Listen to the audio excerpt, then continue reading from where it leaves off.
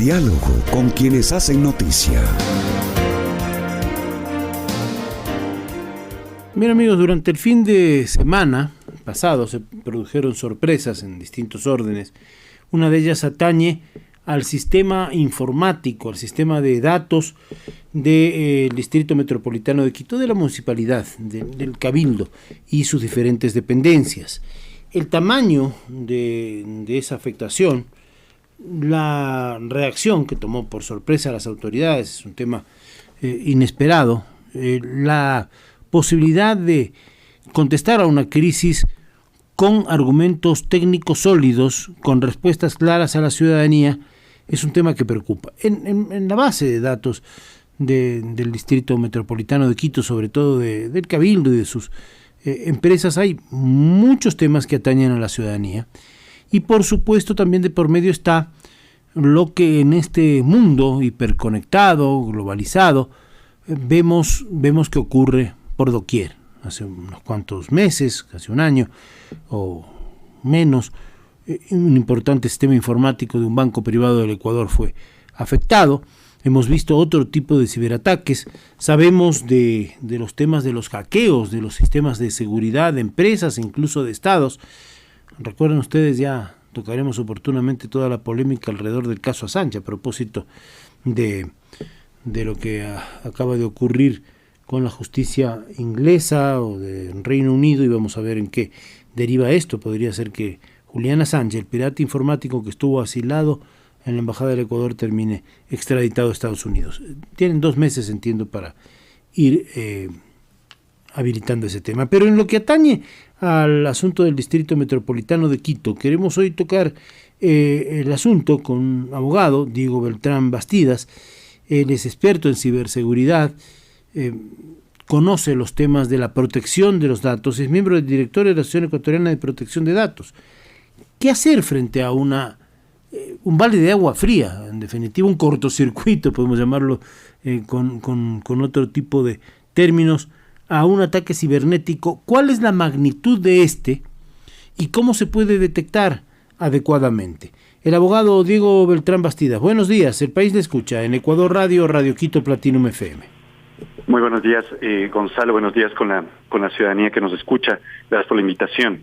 Mira, tus preguntas van directamente al meollo del asunto, ¿no? La gravedad de un ataque cibernético de esta envergadura realmente no puede ser ni siquiera en este momento completamente determinada ni evaluada por el municipio de Quito, ¿no? Evidentemente el resultado con la inhabilitación de varios de los servicios a la ciudadanía que lleva adelante la municipalidad, porque no es solamente el gobierno municipal, sino las distintas páginas a través de las cuales se hacen gestiones ciudadanas de importancia, ¿no? Como el registro de la propiedad, la Agencia Metropolitana de Control, entre otras. Obviamente han causado gravísimos estragos, gravísimas afectaciones a la normal provisión de estos servicios, y de hecho todavía existe un poco de discrepancias respecto del volumen de afectación a la base de datos, como se ha dicho en algunos medios noticiosos. Unos hablan de un 15%, otros hablan de un 20% de la afectación a la base de datos, pero no queda claro si es que esta afectación solamente es respecto de de los sistemas informáticos vitales para el funcionamiento de las páginas web o de los servicios ciudadanos, o si también se han comprometido los datos personales de la ciudadanía que acceden a estos servicios. Sí, recordarás que, apreciado Gonzalo, que también que hace aproximadamente 2 años hubo esta filtración masiva de datos personales de todos los ecuatorianos por el tema de Novestrat, que lamentablemente conllevó luego severas afectaciones también patrimoniales cuando los delincuentes pudieron a través de esos datos acceder justamente por los procesos de validación de las entidades bancarias a cuentas y obviamente sustraer importantes cantidades de dinero, ¿no? Es decir, todavía no sabemos la magnitud, como usted bien ha dicho, de este ataque, si ha afectado exclusivamente a ciertos sistemas o también a lo neurálgico, el corazón. Lo que se ha dado como respuesta en algunos de los ámbitos municipales es decir, no, tenemos respaldo de todo. Bueno, esa sería una noticia que en parte alivia, pero lo que no sabemos si a través de esta piratería, este ciberataque o lo que sea, se ha logrado captar datos de los ciudadanos, no solamente del de la institución pública que es el Distrito Metropolitano de Quito y sus empresas, y esos datos a su vez pueden ser sometidos a minería de datos y a un seguimiento de otro orden. Eso todavía no se advierte. ¿Y qué instrumentos tecnológicos, con qué cuenta el municipio como para ir contrastando todo este tipo de cosas? Saber un poco hasta dónde está minado, si se quiere, el sistema. Bueno, lamentablemente la afectación ha demostrado primero lo que, no quiero decir necesariamente una falta de preparación completa, pero evidentemente ha demostrado que los sistemas no han sido adecuadamente protegidos, ¿no es cierto? El hecho de que, sí, efectivamente, como tú mencionas, existan respaldos de la información, no significa que el hecho de que haya ahora una filtración de datos, o incluso, como te digo, acceso a los mecanismos de funcionamiento básicos y fundamentales, vitales para los sistemas de la municipalidad, ya deben quitarnos del sueño, porque lamentablemente con ese tipo de información, sí, luego se puede desviar por ejemplo, la realización de pagos, se puede modificar y alterar la información que se encuentra contenida en estos archivos, y empiezas a perder completa y absolutamente la credibilidad y la transparencia de la información, porque ya tienes dos fuentes encontradas de información sobre elementos, como te decía, tan importantes como el registro de propiedad y otras cosas, ¿no? Voy a poner un ejemplo. Hay una persona que paga su impuesto municipal predial. Lo paga a través de una plataforma de tarjeta de crédito, como se puede hacer ahora. Podría ser que al ingresar o al haber ingresado para pagar ese impuesto, esos datos que él entregó para hacer esa transacción, que parece pequeña y mínima, sirvan también como, ¿cómo decimos?, una llave maestra para abrir otras puertas de temas que debieran estar blindados sobre su información personal y secreta. Sí, totalmente, y a riesgo de sonar alarmista, básicamente en el entorno digital todo es posible, literalmente todo es posible. En ese sentido puedes no solamente haber accedido a la información bancaria del titular y posteriormente, evidentemente, hacer sustracciones de dinero, que es lo que ocurrió justamente hace un año en la entidad bancaria, como mencionabas en la introducción. Sí. Puedes además desviar los pagos que se deban canalizar a las cuentas y a las arcas del municipio a otras cuentas. A una cuenta en Tumbuctú, en cualquier otro país. Exactamente. Y fíjate con el volumen de transacciones que conlleva. O sea, hacer la transferencia y después cortar el contacto. Correcto, y te quedas absolutamente con todo.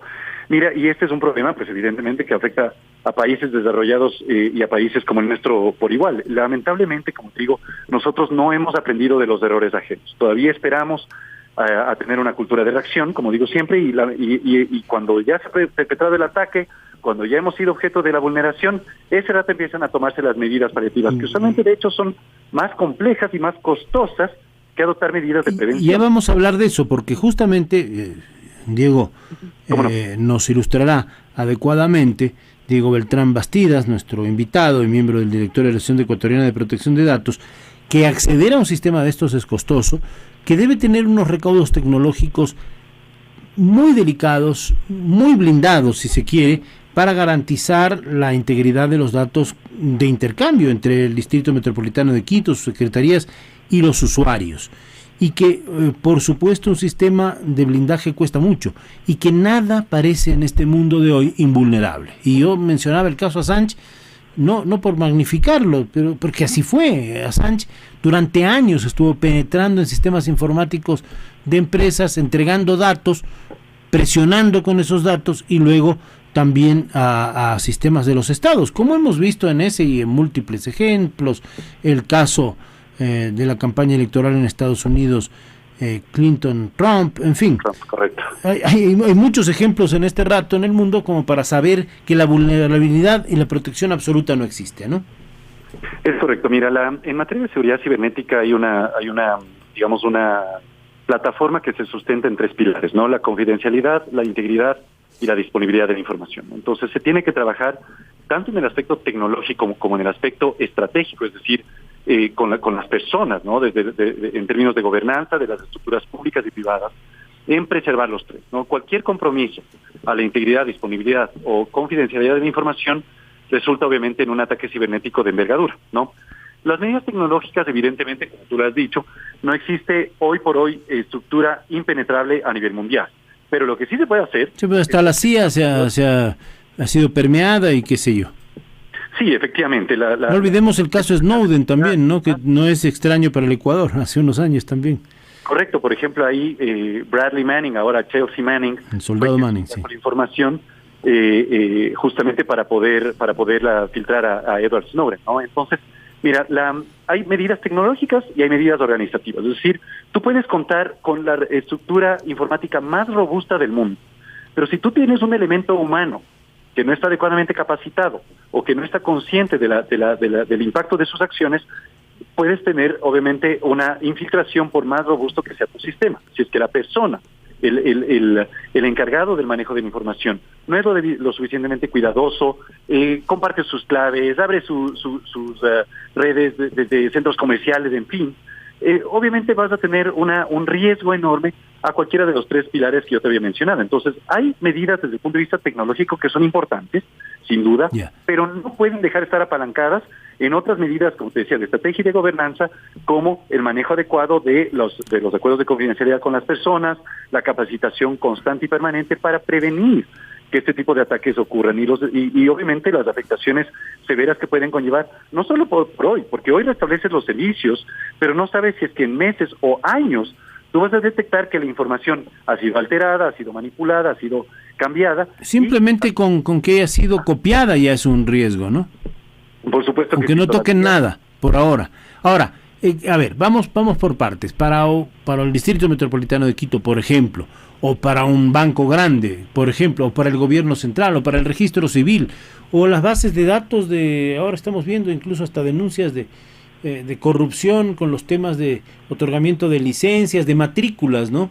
¿Qué tipo de sistemas se puede alcanzar para blindar en la mayor medida de lo posible?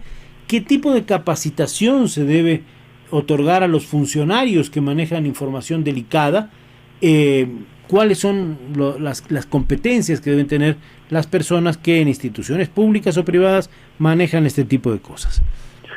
A ver, tenemos que fundamentalmente desde el punto de vista de herramientas como software, hardware, los fierros como se conocen, primero que nada se tiene que trabajar en una reingeniería desde cero. Estamos trabajando con sistemas obsoletos, estamos trabajando con plataformas desactualizadas, estamos centralizando la información, que es uno de los peores errores en materia de seguridad cibernética, justamente después de la vulneración de CNT, me parece que lo de CNT, claro, eso fue gigante. Se concentró toda la información, esto fue una disposición gubernamental en el anterior gobierno, de concentrar toda la información en un data center, cuando lo que está haciendo es poniendo literalmente todos los huevos en una sola canasta, ¿no? O sea, en bandeja para los piratas, digamos así. Exacto, es la antítesis de una medida de seguridad, ¿no? Más bien debería haber réplicas, sistemas de protección cruzados. Correcto. Además, obviamente empezar ya a respaldarse en las grandes empresas que brindan servicios de almacenamiento en la nube, por ejemplo, Amazon Web Services, no quiero mencionar marcas en particular, pero hay varias empresas que brindan servicios internacionales de almacenamiento que obviamente además ofrecen muchísimas mejores salvaguardas para la información. Y que han gastado millones en tratar de buscar protección. Correcto. Y blindaje. Ahora, ¿y la capacitación de la gente?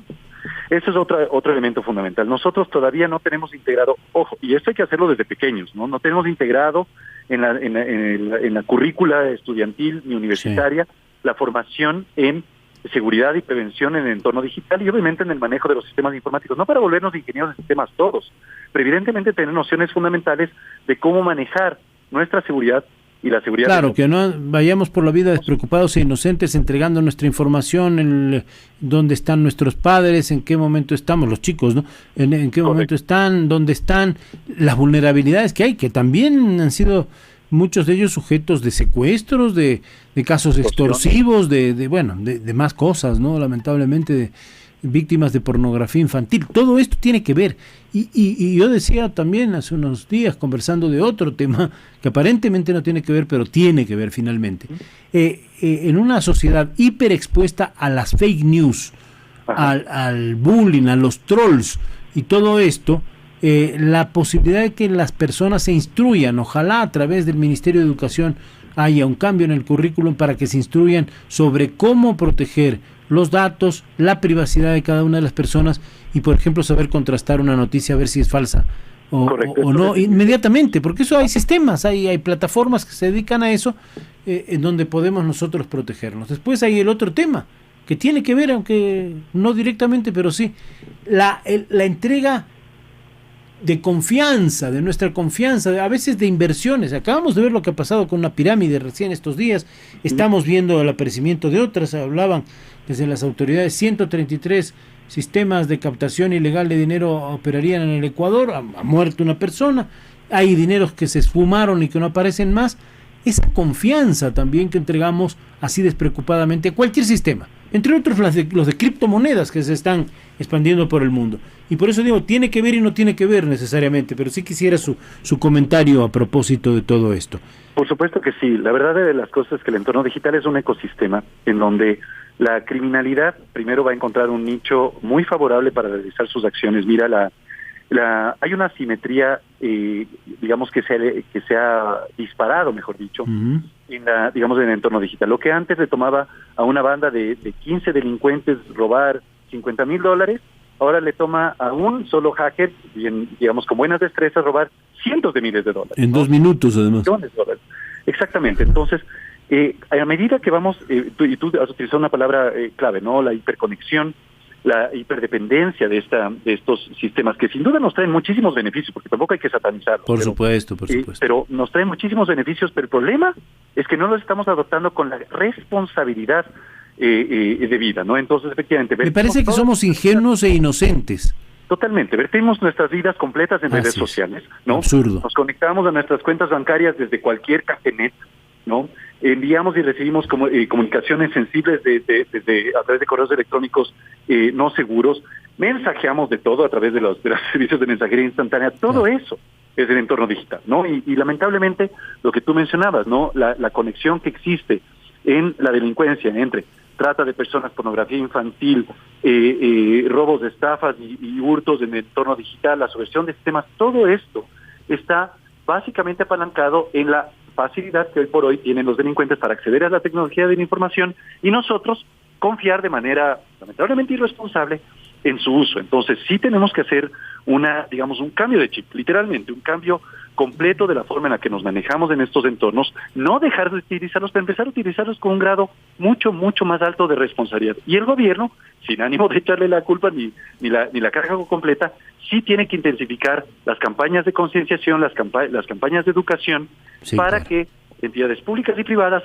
puedan, realmente tomar esto con muchísima más responsabilidad. Si no, vamos a seguir en un círculo vicioso de ataques, respuestas en los que no vamos a ver un fin. Volviendo a lo de hoy, a Quito, al Distrito Metropolitano, a lo que le pasó, estamos dialogando con Diego Beltrán Bastidas, experto en ciberseguridad, fundador y miembro del directorio de la Asociación Ecuatoriana de Protección de Datos, para que los oyentes se ilustren, aquellos que todavía no han debido, querido o no han podido acceder al sistema, qué tipo de afectaciones ha pasado con este hackeo y en cuánto tiempo puede repararse los sistemas para que vuelvan a operar adecuadamente. Y también habría que decir que la respuesta ante la crisis no es solamente una respuesta tecnológica, es una respuesta en saber qué decir, mensajes asertivos, comunicación, es decir, es un conjunto de cosas.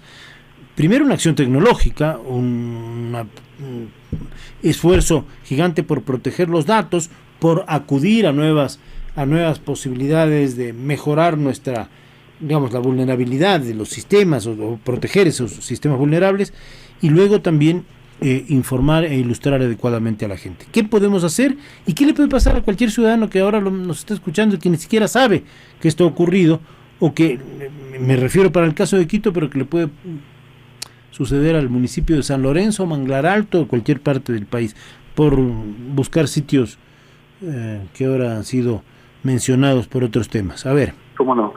Gonzalo, mire, llevamos 4 días.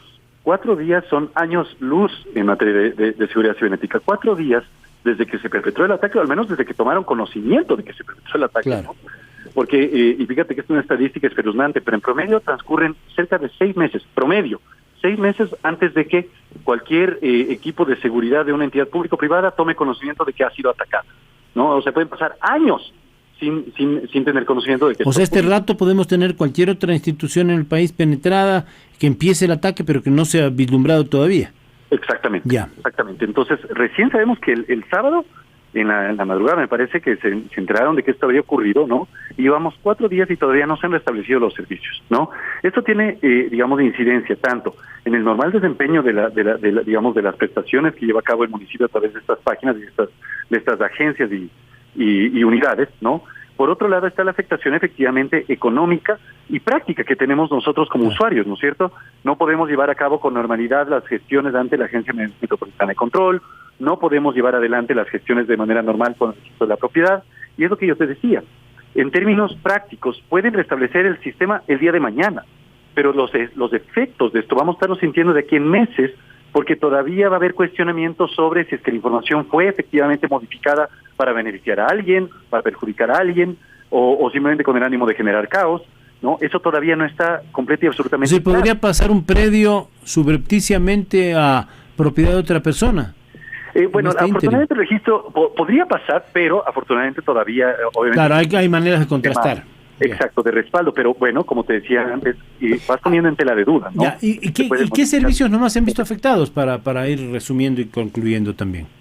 Bueno, está de lo que se ha reportado, y una vez más, de los hallazgos que han sido visibles, tenemos a la Agencia Metropolitana de Control, el Registro de la Propiedad, me parece que está la Agencia Metropolitana de Tránsito, de los que se han informado, ¿no? Entonces, muchas de ellas son, servicios que tienen información profundamente sensible, ¿no?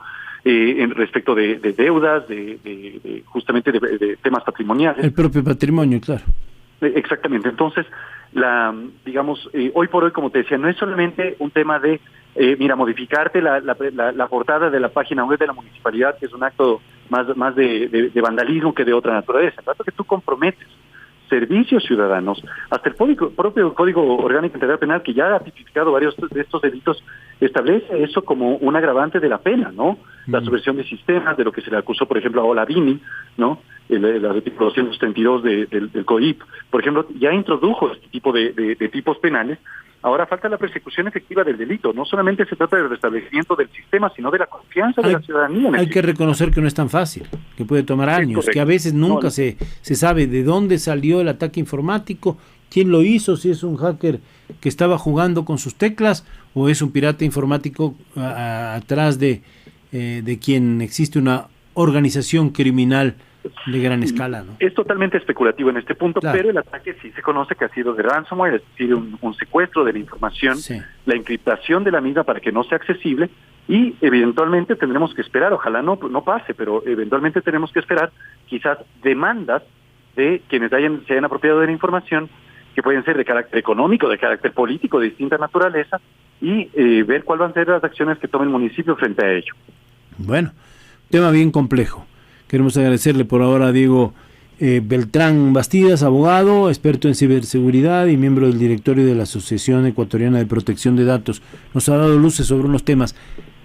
La lección aquí un poco que sacamos, no seamos tan ingenuos frente a la entrega de nuestros datos y por supuesto también los organismos oficiales, las entidades públicas, pero también las empresas privadas, blindarse, tener respuestas tecnológicas ante la crisis y respuestas también que comunicar a la opinión pública en estos tiempos de apertura y de autopistas de la información en todos los órdenes. También es bueno saber qué hacer, qué decir y cómo reaccionar. Gracias, Diego, un saludo cordial. Gracias a ti y a la ciudadanía. Un buen día. Un buen día.